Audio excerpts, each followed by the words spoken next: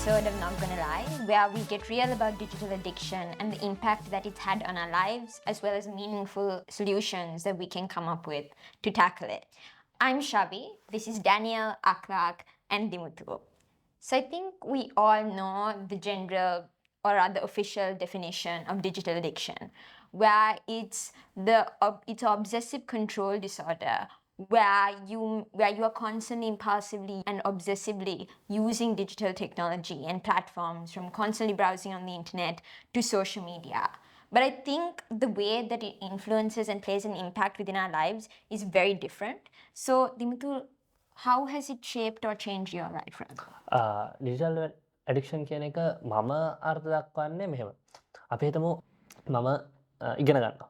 ඉගෙන ගන්න වෙලාවේ ඒකට දැන් මම ඉගෙන ගන්න ඒ ප්‍රොසෙස් එක කරන වෙලාවේ ඒකට බාධා වෙනවා නම් නැත්තම් ඒකට මට ඒක සාර්ථකව කරගන්න බැරි වෙන විදිහට මම යූස් කරනවා නම් ඒක මම ඇඩික්ෂන් එකක් විතර කියනවා.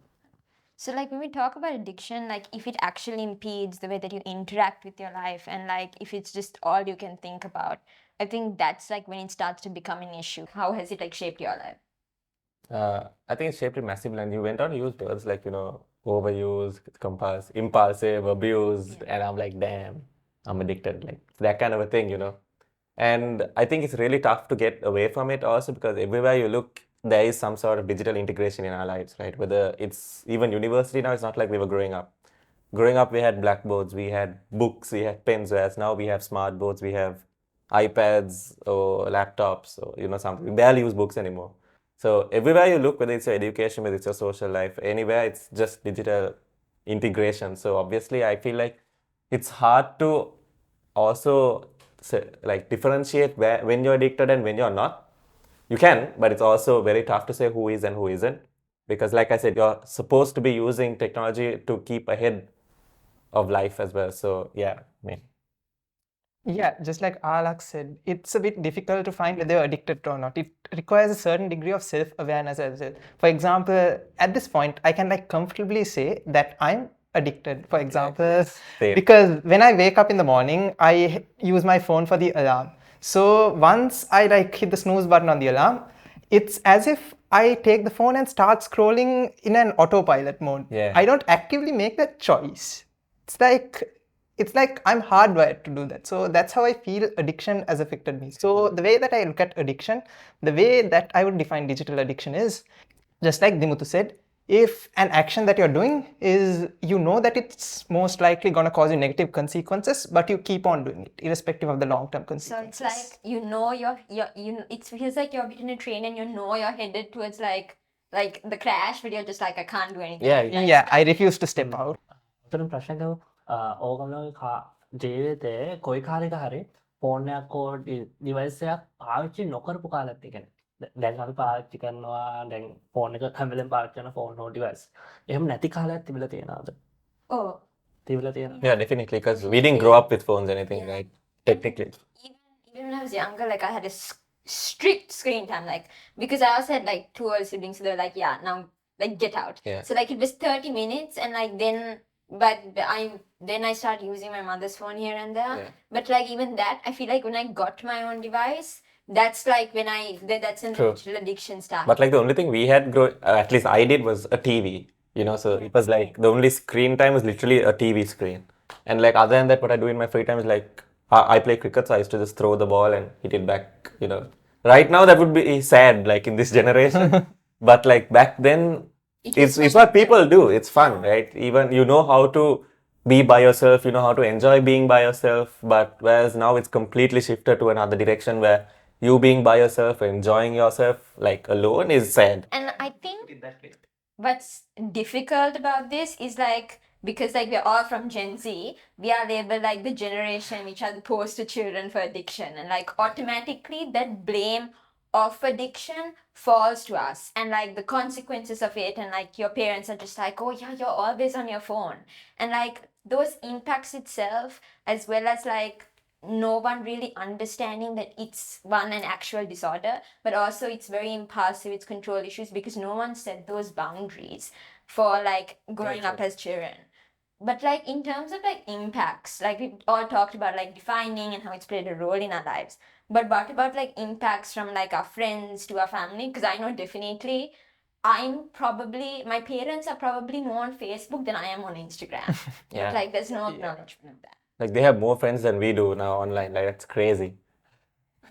Definitely. And I think that is also like addiction. It's not just like affecting us like individually, but also like how we interact with other people in terms of like those consequences. So, what are the impacts that you've seen or like the consequences of what you've seen in like digital addiction, like among your friends or even yourself? Because for me personally, like sometimes I'm just like, oh, it's gonna be like one short video, like a YouTube reel, and then it's like 3 a.m. in the morning. Yeah. Yeah. I mean, anyone watching this at 3 a.m. also most probably, sorry, so you're addicted as well. But like, I think the impact wise, like, I think even Dimutu, you're not from Colombo, right? But then, because of technology, also you're somehow here. And ironically, also talking about addiction, Yeah. right? So I think it's very easy for us to access people, access information, and that's what leads eventually, to us not knowing that we're addicted also. So socially, even if it's our friends, we don't have to go out and talk to them anymore. We just turn our phone on and we're just on Instagram, we're texting. Whether they're in Sri Lanka or not, it doesn't make a difference, right? Little do we know it started from a high and it's 3 hours later and it's not even a bye yet. We're like talking about new conversation. So that's, I think, the main impact of our generation as well is not knowing how to physically interact, because you can hide behind a screen, right? You don't have to worry about how you look, all those stuff. So I think that's what leads mainly in like impact wise socially. So yeah. Drawing what you said, Dimatu, like I feel like there's a correlation between what you said about how as long as it doesn't impede, it's your like not an addiction. But like family and friends, like there's like so many like studies and people saying, oh, kids don't know how to interact, they're not emotional, they're social, they get angry really quickly. So like is that like something that like you've seen, like even your friends? Like I know I have a very short temper. So it's like that's something that you've seen?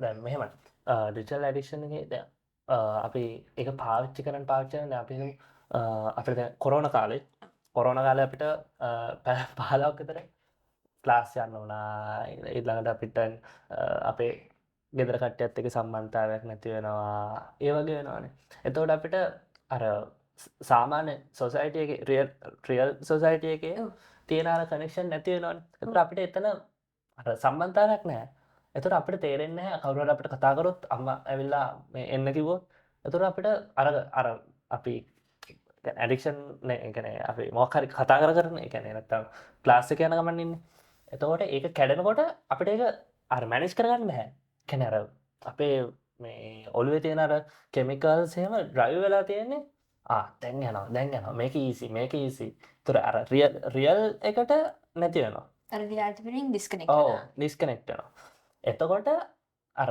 කවුරු හරි ඇවිල්ලා කතා කරාත් යාළුවෙක් කියලා මොකක් හරි කිව්වා dog ගාලා තරහ යනවා I think that's also relevant to the way that we function on social media as well, because there's the difference between like insecurities that we have. We don't really deal with them, but we want to take the prettiest picture for like Instagram, and we like, and the moment someone hits a like, we're just like, oh yeah. I think that's the reason we get angry is also because of all the dopamine we get, right? And the moment we go in the opposite, we get something in the opposite direction of dopamine, we're like, okay, I don't like that. I'm not going to tolerate that anymore, so I'm going to voice it out. It's that kind of a thing.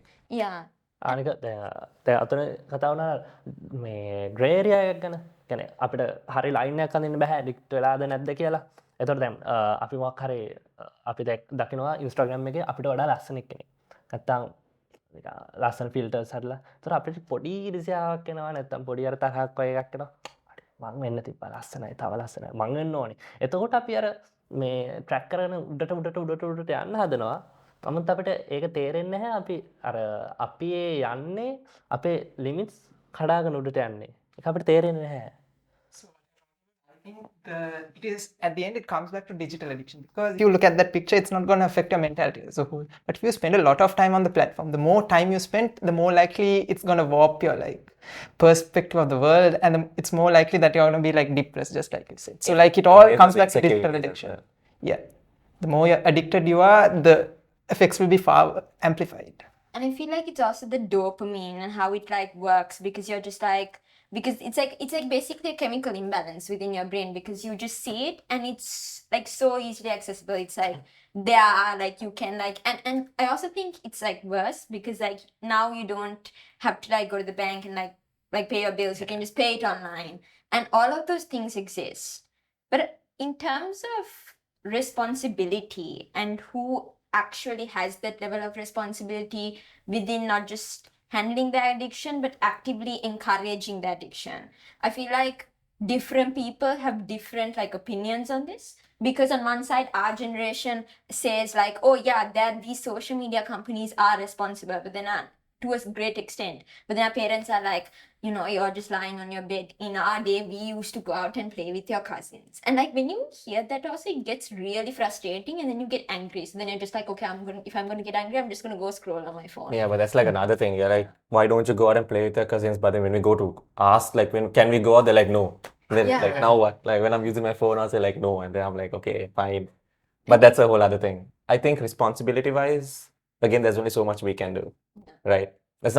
That's partly an excuse, but I also feel like there is so much we can do, because when we get, all these social media platforms like Instagram, Facebook, they're all designed in a way to keep us hooked on it, right? Without knowing, 1 minute becomes 1 hour, and then it just continues on and on and on. And responsibility does fall onto those platforms like Meta, who control Instagram, Facebook, WhatsApp, because everyone who designs that, they put everything that makes us satisfied with whatever we do, whether it's a scroll, whether it's a tap, whether it's a swipe, whether it's a text, whether it's a message, whether it's a picture. It's all of us to make us feel better about ourselves. So, I mean, even you watching now, just think about it, right? Even if you've got this far in the video, just think about how long you've been using this. Okay, like don't go out of this. Okay, what's the entire video and go? But like just think about how long you've been using your phone this entire time, right? Without you realizing, you might have just started using it, or you've been using it the entire day. And that responsibility partially does fall on us to decide, okay, how long am I going to let this control me?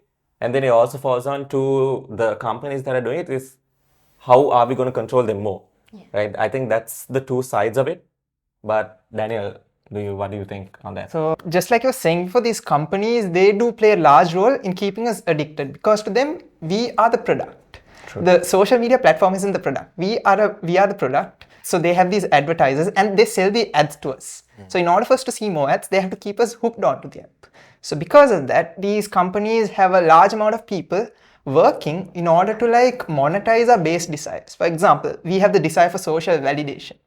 That is the sort of like the sole purpose of platforms like Facebook existing. You're allowed to like post pictures of yourself, you're allowed to see how many people like it, you're allowed to see like how many people comment underneath it. So there are also other aspects which they use. For example, they structure things like games. How many of you all have used Snapchat before this? I mean, I did, but not anymore. Yeah, I did at a point as well, but I don't like use it anymore. You still do, don't you? No, I do not. Right. It was a waste of time. The thing is, they also have this thing called streaks, right? Yeah. So it means nothing in real life ultimately, but they just want you to like keep on like contributing to the streak. When you see that a streak has been going on for so long, it's like a game to you. You don't want to break it. So you keep it going on.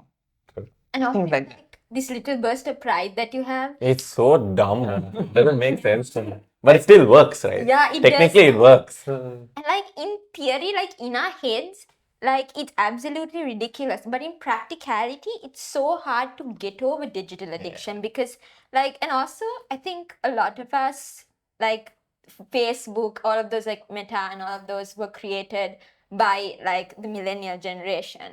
But even though they are the ones who actively created it, the ones who are essentially using it are the ones who are criticized a lot more. Like it's like basically you have like made this entirely harmful product, and if someone uses it and there's no manual to use it either. There's like, it's very recent, the things about digital addiction, even like the definitions and stuff just came out.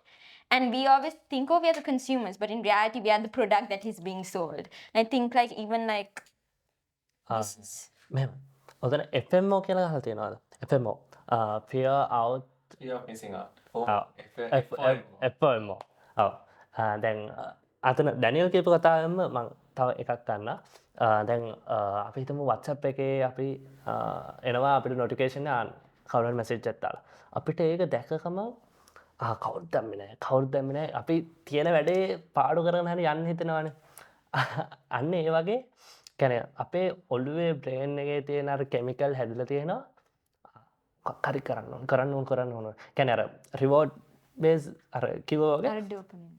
ඔව් dopamine එක අපිට රිවෝඩ්ඩයක් හම්බෙනවා ඒක බැලුවොත් මේක හම්බුණා මේක හම්බුණා ඒ වගේ අපිට හැදලා තියෙන බ්‍රේන් එකම මේ වගේ දැන් අපි අපිට සෝෂල් මීඩියා විතරක් නෙවෙයි අපි හිතමු ෆෝන් ඇඩික්ෂන් තව එක ඇඩික්ෂන් තියෙනවානේ ඒ වගේත් ওই විදිහට බේස් වෙලා තියෙන ඕකම Mahithan addiction, like even it affects like companies also know about this, like how short our attention span is because YouTube reels, you can like TikTok, you can literally make like millions off of it. And like influencers who are trying this like thing of de-influencing, they actively tell, okay, this is like you can make 10 million if you have a sponsor and all of those things. So in that sort of case, I think it's really frustrating where you know it and I think most of us are self-aware enough to realize, okay, this is the issue, but you're just like, do I really want to fix it because I'm bored? I mean, why do I need to fix it? Kind of thing, but you do need to fix it. Yeah. And it's not just that.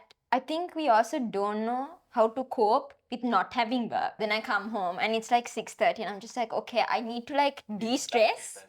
Yeah, de-stress, be productive. I'm just like, I'll just spend a little bit of time on social media, but then I'm like using it like constantly while I'm eating. And then like a lot of us, like there are people who are like self-aware, but then there are people who are also just like, this is addiction, I can't really control it.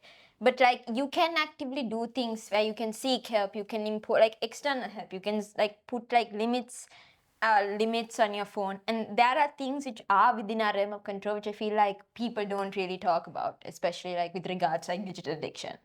Even though companies play a large role in like manipulating us into using these technologies, even though we have like a bit of personal responsibility, I feel like the odds are stacked against us as well. Because for example, when you look at any other thing like an addiction to cigarettes or alcohol addiction, you actively will have to like go to the shop and purchase that in order for you to consume it. But when it comes to digital addiction, as we've been like talking about from at the beginning itself, the phone is right in your pocket all the time. So like even if you want to like have an alarm, you use your phone. The moment you take it into your hands, you as if by autopilot you go on like scrolling through all these apps. So like I feel like accessibility is also a very important factor that contributes to this addiction. And another thing, before we move on into like the solutions for addiction, is the fact that even though we are a bit self-aware, we think that we are self-aware and know our addictions, a lot of people do not think of this as an addiction because it's so normalized. Like when you consider like your groups of friends, even people use social media or they are on their phones for like multiple hours on a day. It does not seem like a problem to them. It is sort of like normalized. So in order for us to like move forward with the solutions, we do have to like create more conversations about personal responsibility within addiction as well. So I think like to sum it up, I think that's like diverging viewpoints here where I feel like that as much as companies are responsible for the digital addiction, like I think the rest of you are like agreeing like that the odds are a bit stacked against us. So I think in that regard though, because like it's constant access to it, but I think this is like a good like platform to like jump into like discussing like solutions, like because you said it's constantly like with you. Like something that I've realized is like when your phone is constantly with you, especially if you're charging it, like I take it to another room and I charge it. When I'm going to sleep, I use like an alarm clock instead of like my phone. I keep it outside of the room before I go to sleep. Like even when I come home, it doesn't always work, but I'm just like, okay, I'm going to read 60 books this year. So like there are like goals I think you can put to replace that like digital addiction. 60? Yeah, 60. 60 books? Yes. Damn. Yeah. Okay. I can't even finish one, to be honest. Like.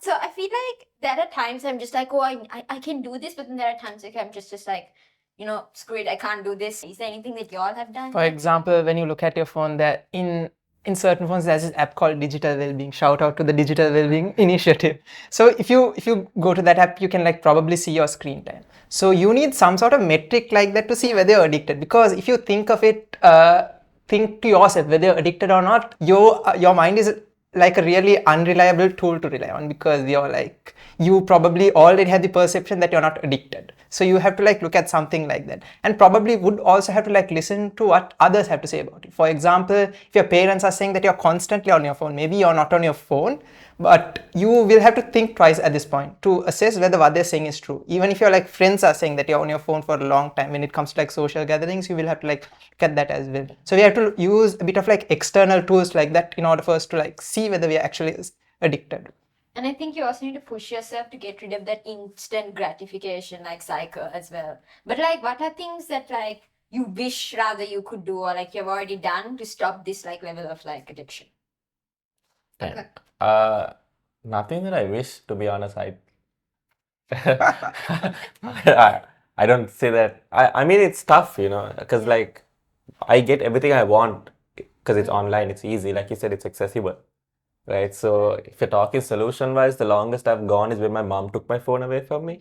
I think that's the best solution for all of us. But like, other than that, personally, I feel like, again, regulations need to be placed from governmental sides and from the companies as well, because then what happens, it restricts us as humans, like Daniel said, we being the product, also being constantly put into a cycle of addiction and dopamine and, falling into that entire thing. And if regulations are properly placed from a government side of it, I think that's the best way to go about it. Yeah. The core idea of like the practical solutions is that one, obviously self-awareness, but you also have to actively like ask people to like help you like control this, and maybe giving your phone away to like an adult or like someone else who will be like responsible, or like lock it up, keep it away from your room. Now that we're wrapping up this discussion, what's one takeaway that you would essentially tell your friend, or that you wish your younger self, basically, that not that we're like very old, but like younger self, that you wish you could have told about digital addiction? Yourself? Yeah. Not much. He likes it. He just likes doing it. මට කියන්න තියෙන්නේ මගේ යංග සෙල්පෝ ඉස්සරහට එක්කෙනෙක්ට පාවිච්චි කරන්න කමක් නෑ. හැබැයි ලිමිට් එකේ තියාගන්න. I mean, for me, I was exposed to Instagram and social media after I finished my O-levels. But then the thing is that everything came at once, and then I didn't know how to control it, right? Because it's like, oh shit, this is what Instagram can do, this is what WhatsApp can do, this is what Snapchat can do. And then I was like taking part in all of these at once, and then that's how I think the addiction thing started. But if I could go back in time, I'd be like, okay, take it slow. But like, obviously there's nothing you can do about it, right? When you're younger, all you want is, okay, I want everything, and that's how it's gonna go. But then, yeah, I think the best thing to do is like pace yourself when you're starting off. But yeah, I think that's what I'd say. So my takeaway is also something similar to Lux. What I would like to tell my younger self is to be more critical of like how you spend your time, because just like he said, I was exposed to all of these like platforms right after O-level, so it was like too much for me. Also with the academic stress and stuff, this was like an easy escape. So what I would like to tell myself is to like be critical of the way that you spend your time. Because for example, once I was done with my A-levels, I wanted to learn a new skill. But every time I try to learn a new skill, it was easier for me to like go doom scrolling on my phone. So if it's like 2 hours every day, that is like how many hours per year? I don't want to do the math here, but that's a lot of time. So maybe be critical of how you spend your time and what your relationship with these devices are. Like, because we all are self-aware of like that we are struggling with addiction, I think we also have to have the capacity to actually translate that self-awareness into actual like feasible actions and like actually taking steps to control it.